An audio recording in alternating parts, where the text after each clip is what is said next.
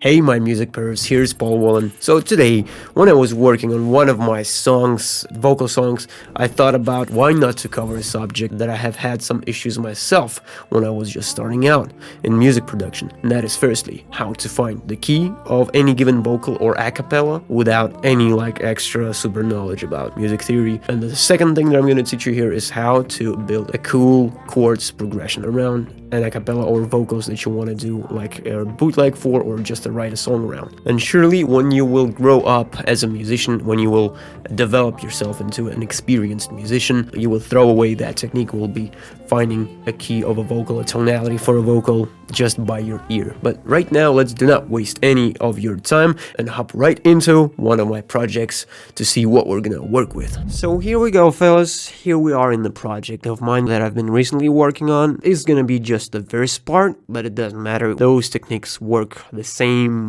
for any given part of the vocal of a cappella, whether it's a bridge, chorus, or the verse part, whatever. And it's not hard, it's really straightforward. And here is the situation when we already figured out the tempo of the vocal and we've set our project's tempo to the same number, to the same value. If you're not familiar with your vocals tempo information whatsoever, if you don't know a heck about a BPM, beats per minute value of your a cappella, you might want to check out this video before you go on with this tutorial. But once we figure out the tempo, now we can get to work on figuring out the key for that vocal.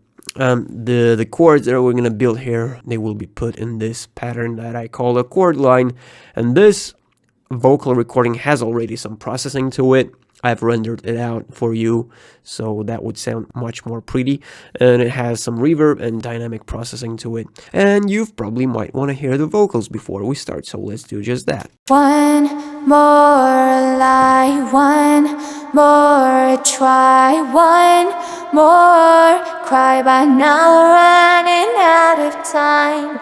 One more let down to put in my book of scars. I don't even know who you are.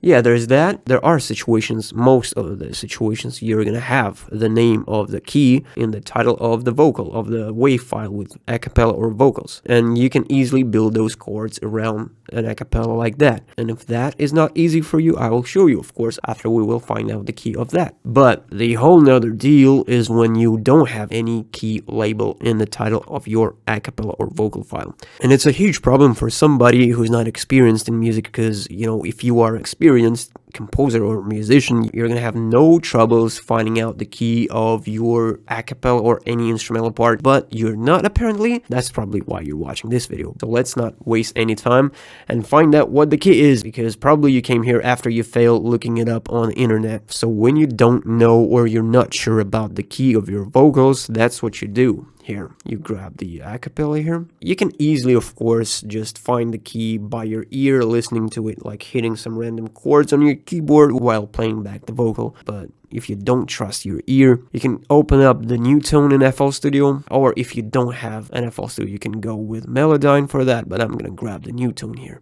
The new tone is a kind of plugin that you can easily drag and drop any audio file, like vocals or instrumental parts, and it's gonna tell you what is the pitch of any given momentum in the audio file. So let's drag and drop this a cappella, this verse part in there. One more lie. There we go. One more. And what can you get from this picture that new tone shows me right there? You can see that, of course, those are the notes that are going to be in our key, in the key of our a cappella. But the most valuable thing is here. You want to find the one semitone relationships between the notes and vocals. Those are the very things that define the key that the vocal's in. And once you found those semitones relationships, you know that there are major and minor keys, and most probably your vocal and the a cappella that you want to find the key for is written in major or minor key. Like 99% of the time, chances are that those vocals has been written in major or minor key. Doesn't matter whether it's a major or minor key. For any major key you can find easily the minor key that is parallel to it, and it works just the other way around. Probably you're not going to have all those notes scattered around the whole octave. It's going to be a really narrow range of notes because there are not a lot of songs written in the whole octave up and down. Probably there are going to be just one relationship of a semitone, but look at me, what a lucky son of a pitch. I found this thing, and there are one more relationship of a semitone which you will not probably be blessed with in your case, but there are some situations where you're gonna have those, and that clearly says that it's a C major, which equals to A minor, because those are two parallel tonalities, major minor keys that have exact same notes within its scale. But if you're not gonna have those, let's just assume that we have those two relationships. Let's pretend that it's the worst case scenario and go with only those two. Let's talk major, right? So we only have those notes E and F that are closely like coexisting next to each other.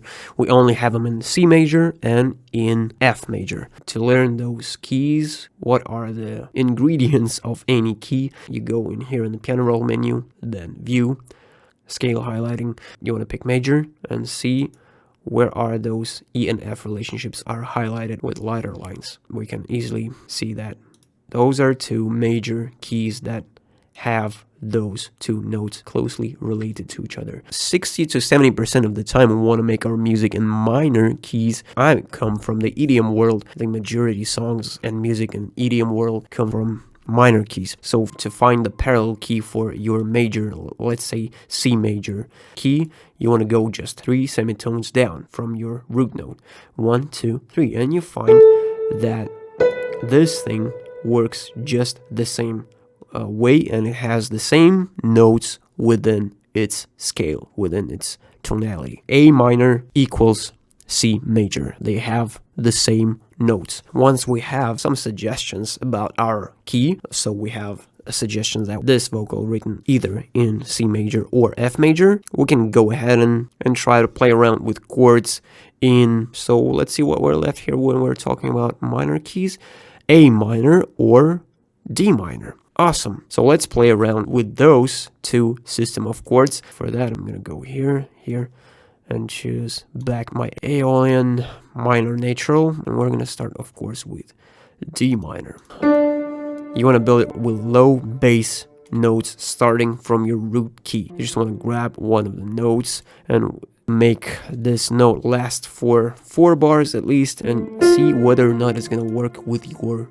vocals. One more lie, one more try, one more cry, but now we're running out of time.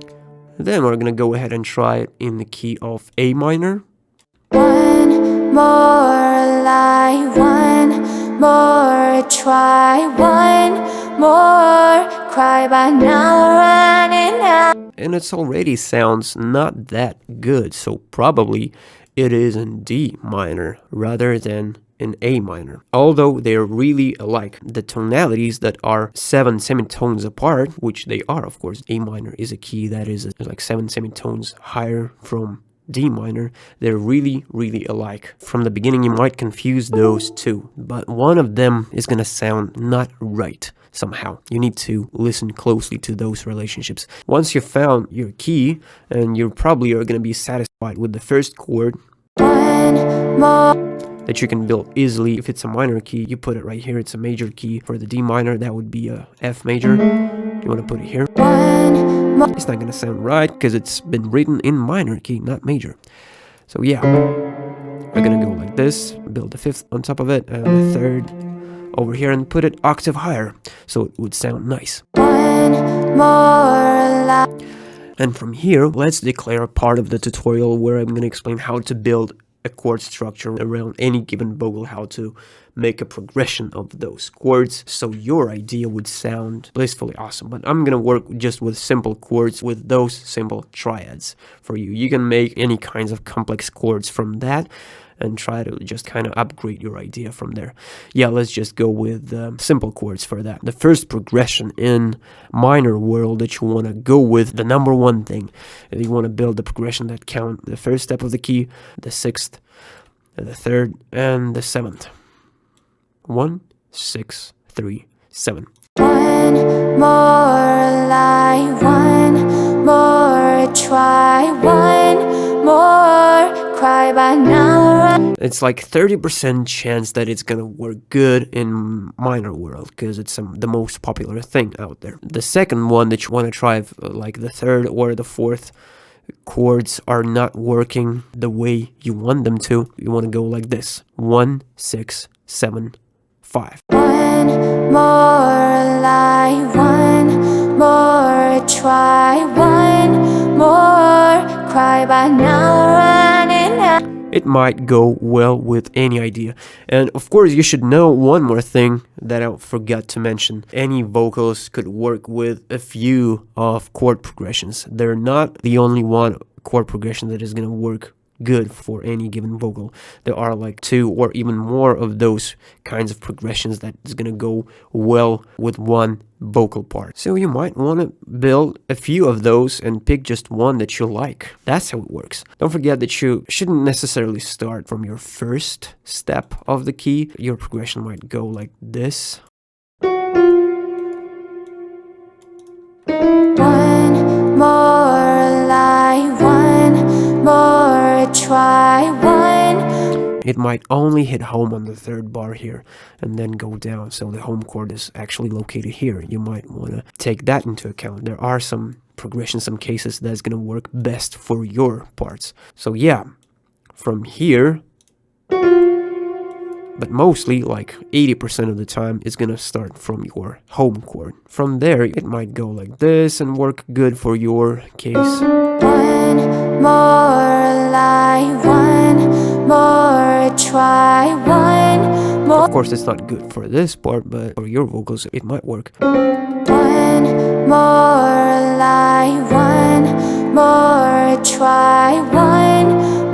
Those are all the popular situations, the popular chord progressions for any vocals. It might sometimes go somewhere else here and go up there, but in the majority of situations, you're gonna end up with some of the first chord progressions that I've just written. And yeah, forgot to mention one more important thing. Of course, your chord structure could be built somehow differently. Your chords could be split not evenly, like so, for instance. One more lie, one more.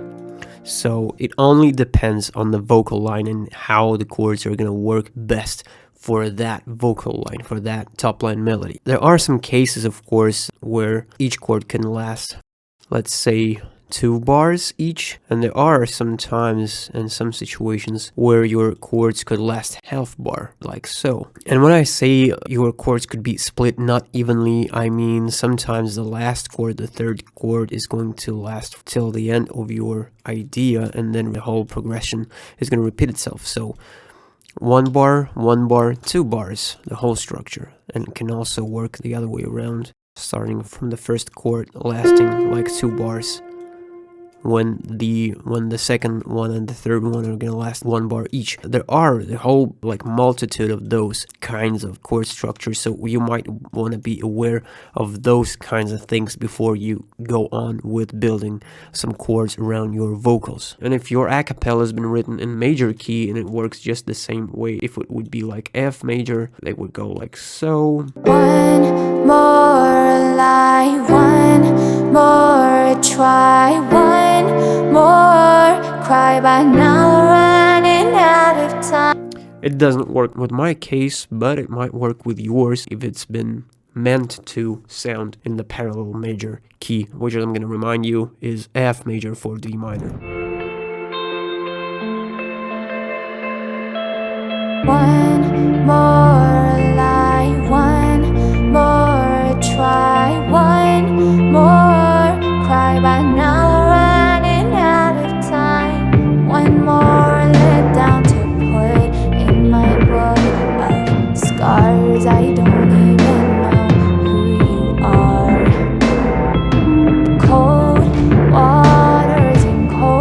yeah, guys, that's just the way it works with chords and vocals. As I just recently mentioned, you can build much more complex chords from those simple triads. Those were just basic things that built an idea around your acapella. And I guess you're not gonna have hard times accomplishing this. If you want to learn how to make your vocals sound thicker, wider, richer, fuller, you might want to check out this video that I've recently made on how to make your vocals sound lush, wide, and rich. There is a pretty straightforward technique that's called pass effect, and you do this just like this. It's really easy. It's just one plugin, and it's native for FL Studio, and it's that tiny. Yeah, you might want to check this out.